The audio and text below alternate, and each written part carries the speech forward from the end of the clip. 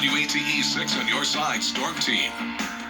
It has been a cloudy day, but most of us have stayed dry at this point, but notice rain is quickly moving into the region. So first on the plateau, but this will overfill as we go in towards tonight and especially tomorrow. So at this hour, some steady rain from Cumberland to Fentress County up towards Morgan and Scott counties as well, starting to move in. So approaching Knox County, Union County, and then for our friends up into Kentucky as well. So if you are traveling out of Knoxville on I-40 or north on I-75, you're going to encounter some rain showers and more rain is moving in.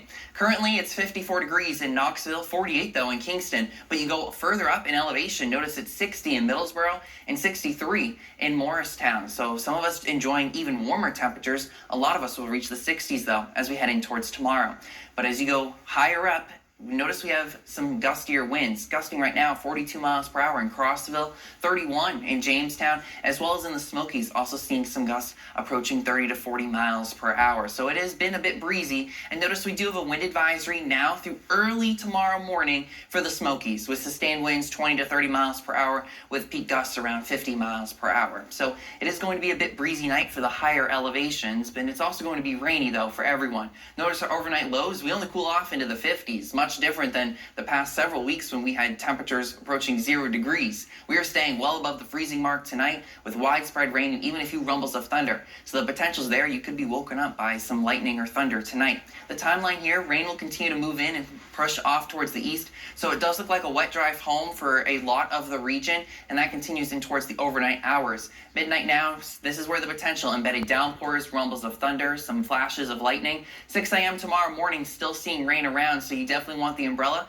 stepping out the door. You're going to need to keep it throughout the day. As we head towards midday, maybe a few more breaks in the rain coverage, but don't let that fool you. We are expecting more rain to move in on Thursday afternoon. And again, more embedded downpours, even some rumbles of thunder.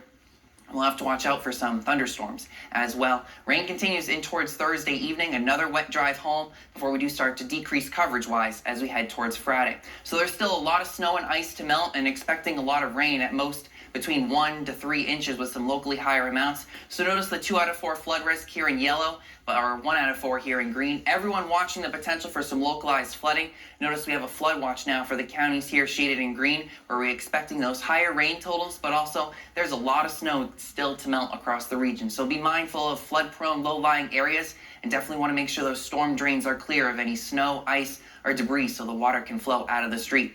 And I do just want to bring this to your attention. Now we're talking about a severe threat level. Now none of the region is under one, our region, but notice it's fairly close, approaching the Chattanooga area.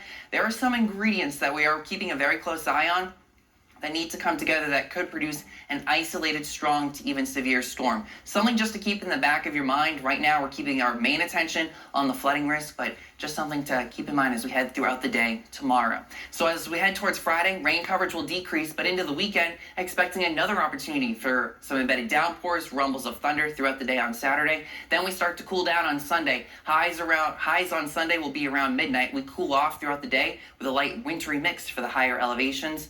Early next week, though, does look much quieter.